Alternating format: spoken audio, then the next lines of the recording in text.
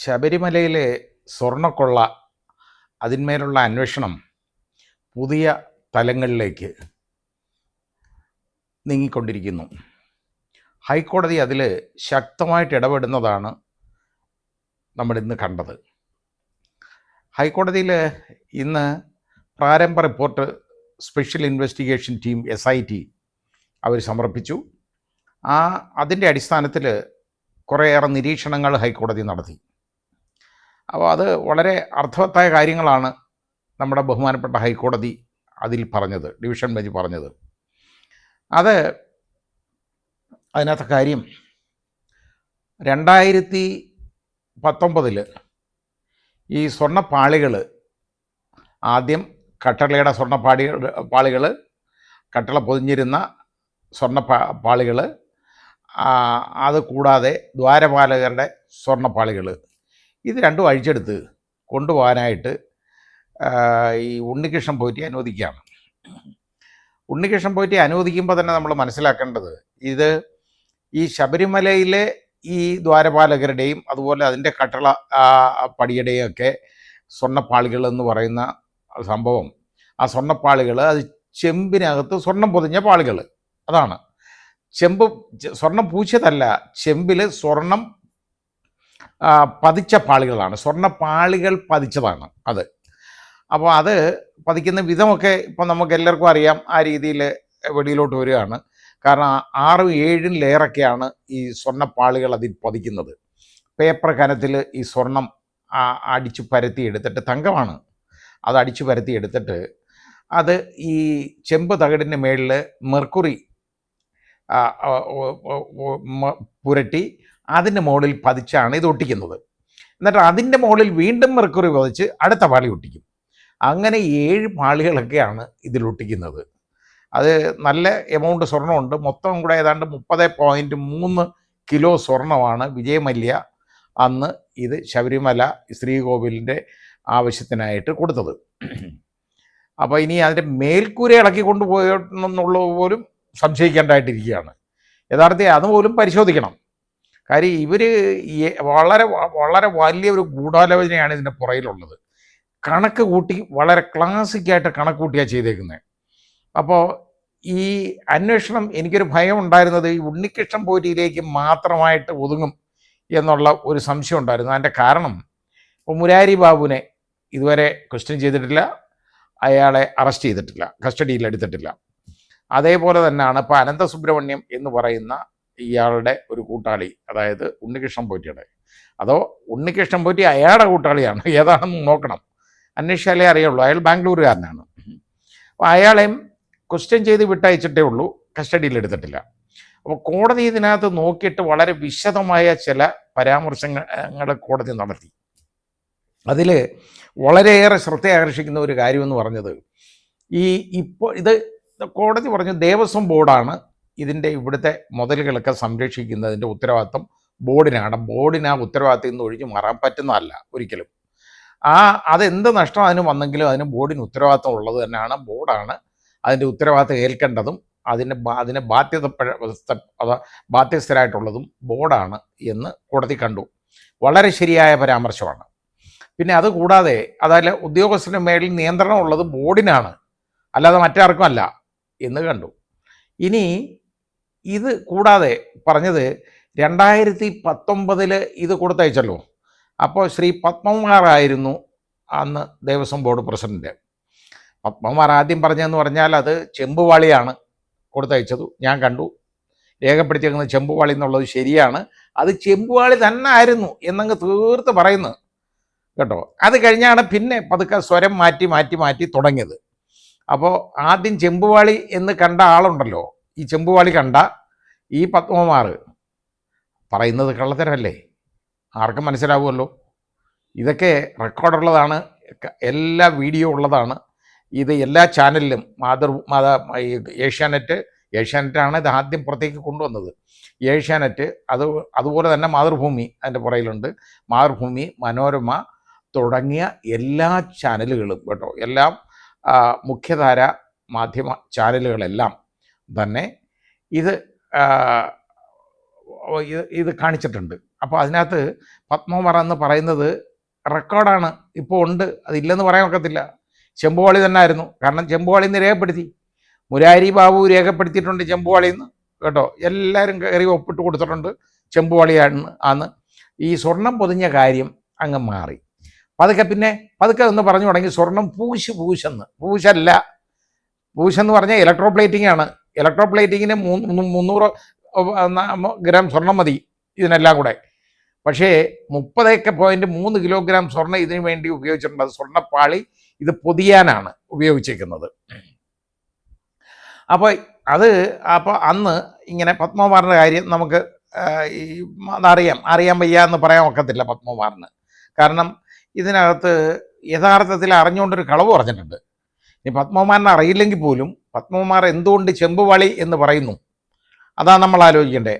അവിടെ കാണുന്നവർക്കെല്ലാം ഇതുണ്ടായിരുന്ന ആളുകൾക്ക്, അതായത് നേരത്തെ ഉള്ളപ്പോൾ അവിടെ തൊഴാൻ പോകുന്ന ആളുകൾക്കെല്ലാം, അത് മാത്രമല്ല ഈ TV കാണുന്ന എല്ലാ ആളുകൾക്കും അറിയാം ഇത് സ്വർണം പൊതിഞ്ഞ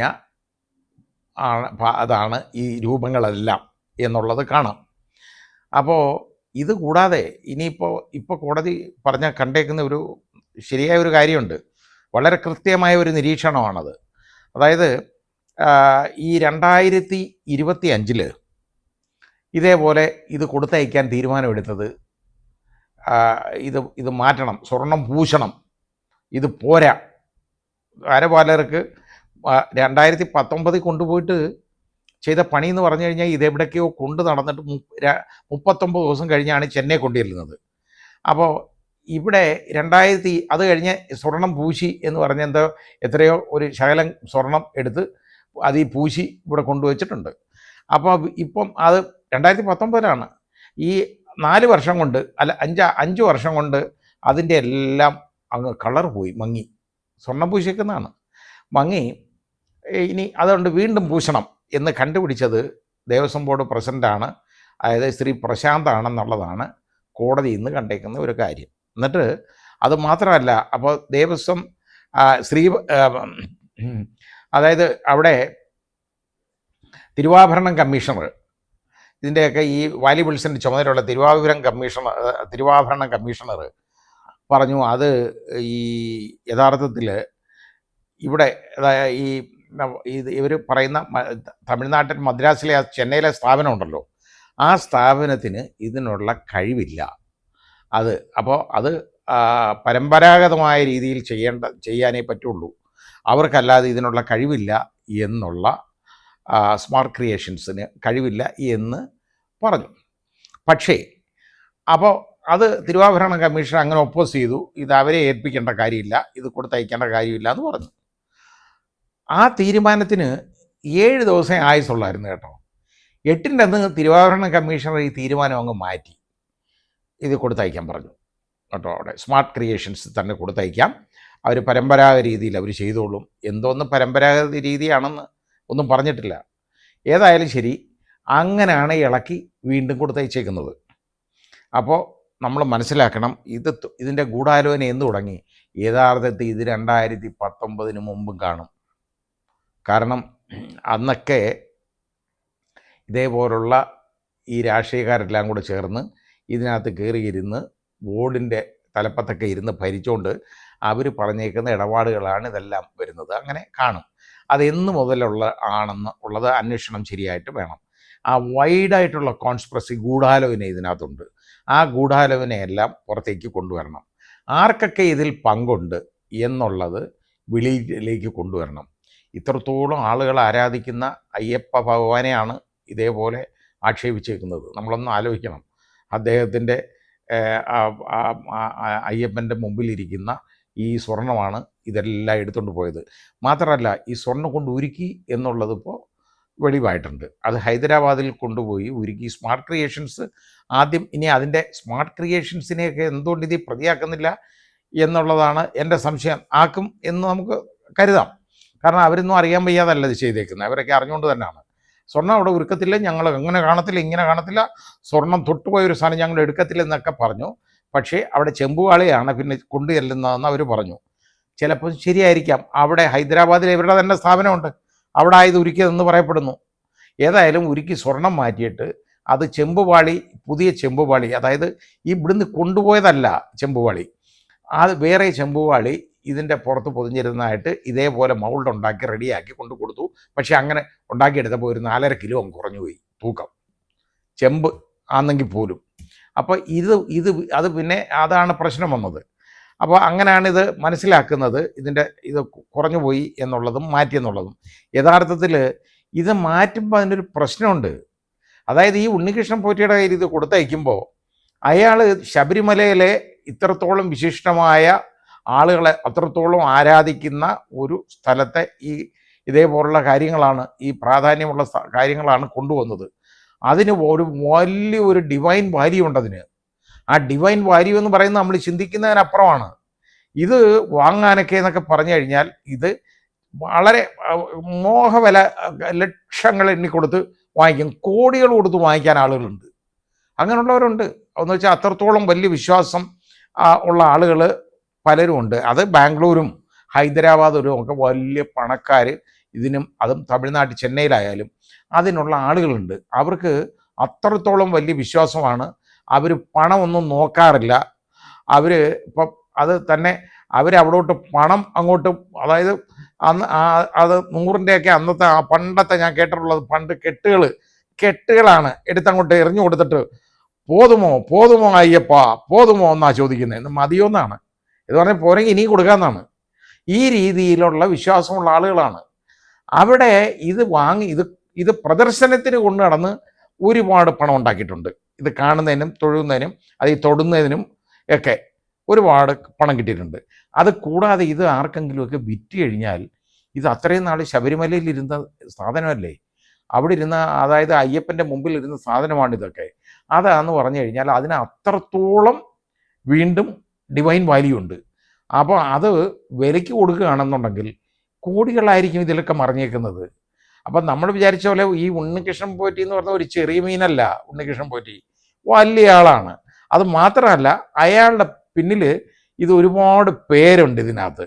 അയാൾ ഈ ആർക്ക് വേണ്ടി ഇത് ചെയ്തെന്ന് ചോദിച്ചു കഴിഞ്ഞാൽ പോലും ഇയാൾ കൊണ്ടു നടന്ന് ഇതിന് പണപ്പിരിവ് നടത്തിയെന്നുള്ളത് എല്ലാവർക്കും അറിയാം. ഇയാൾ സ്വർണം പൂശാനായിട്ട് ഈ അവസാനം പറയുക, പൂശി കഴിഞ്ഞപ്പോൾ ഉള്ള ബാക്കി വന്ന സ്വർണം എടുത്ത് നിർധനരായ പെൺകുട്ടികളെ വിവാഹം ചയക്കാനായിട്ട് ഉപയോഗിച്ചോട്ടെ എന്ന് വാസുവിൻ്റെ അടുത്ത് ചോദിച്ചേക്കുന്നു കേട്ടോ. വാസു ദേവസ്വം ബോർഡ് പ്രസിഡന്റ് ആയിരിക്കുമ്പോൾ ചോദിക്കുക.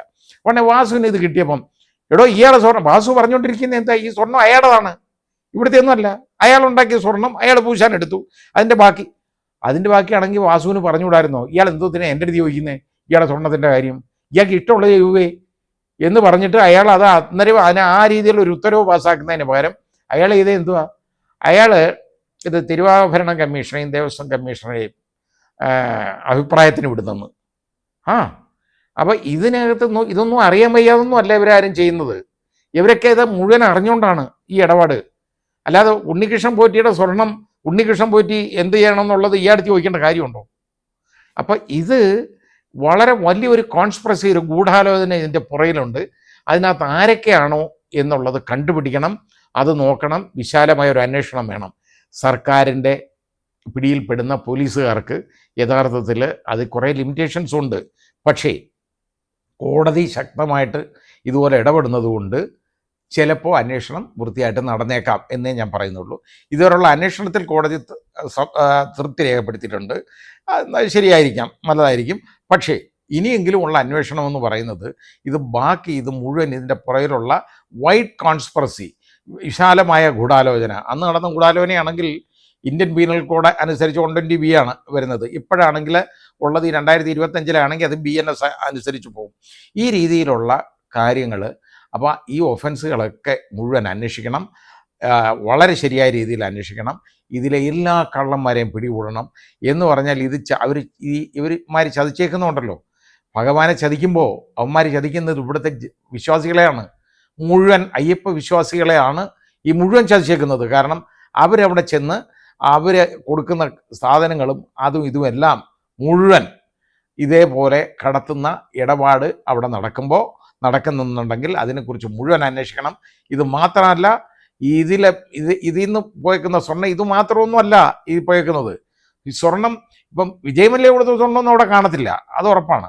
ഏതായാലും ഇനി ബാക്കി വേറെ ഇതും അതൊന്നും അല്ല സ്വർണം. ബാക്കി വരുന്ന സ്വർണം എന്നൊക്കെ പറഞ്ഞു കഴിഞ്ഞാൽ ഓരോരുത്തർ വിശ്വാസികൾ കൊടുക്കുന്നത് കണക്കില്ലാതാണ്. അവിടെ സ്വർണവും ആഭരണങ്ങളും സ്വർണ്ണ നാണയവും ഒക്കെ കൊടുക്കുന്നത്. ഇതെല്ലാം ഇതിൻ്റെ എല്ലാം കണക്ക് കറക്റ്റാണോ, ഇതെല്ലാം ശരിയാണോ എന്നുള്ളതിനെ കുറിച്ചൊക്കെ അന്വേഷിക്കണം. ഇതാരൊക്കെ, അത് മാത്രമല്ല ഇതിനകത്ത് വന്നിരുന്നേക്കുന്ന ആളുകളുണ്ടല്ലോ, ദേവസ്വം ബോർഡ് അംഗങ്ങൾ, അതുപോലെ തന്നെ ദേവസ്വം ബോർഡ് അതിൻ്റെ ഈ പ്രസിഡന്റ്, ഇവരെല്ലാം, അതുപോലെ ഈ ശബരിമലയുമായിട്ട് ബന്ധപ്പെട്ട എല്ലാ ഉദ്യോഗസ്ഥരെയും, ഇവരുടെ എല്ലാം സാമ്പത്തിക സ്രോതസ്സൊന്ന് അന്വേഷിക്കണം. കാരണം ഇവർ പണം ഉണ്ടാക്കിയിട്ടുണ്ടെങ്കിൽ, അതായത് ഡിസ്പ്രപ്പോർഷനേറ്റ് അസറ്റ് അവർക്കുണ്ടോ ഇല്ലയോ, അവരെ നോൺ സോഴ്സ് ഓഫ് ഇൻകം, അതിൽ നിന്നുള്ളതിനും അതുമായിട്ടുള്ള ഡിസ്പ്രപ്പോർഷനേറ്റ് അസറ്റ് ഉണ്ടെങ്കിൽ അതും കണ്ടുപിടിക്കണം. കള്ളന്മാരെ വിടരുത്, കണ്ടുപിടിക്കണം. അയ്യപ്പനെ മാത്രമല്ല, അയ്യപ്പ വിശ്വാസികളെ ഒന്നാകെ ചതിച്ചവരാണ് ഇവരെല്ലാം. അതിൽ ഒരു ഒഴിവഴിവും ഇല്ലാതെ പോലീസ് ശരിയായ രീതിയിൽ ഇത് അന്വേഷിക്കണം. അവരെയൊക്കെ നിയമത്തിൻ്റെ മുമ്പിൽ കൊണ്ടുവരണം.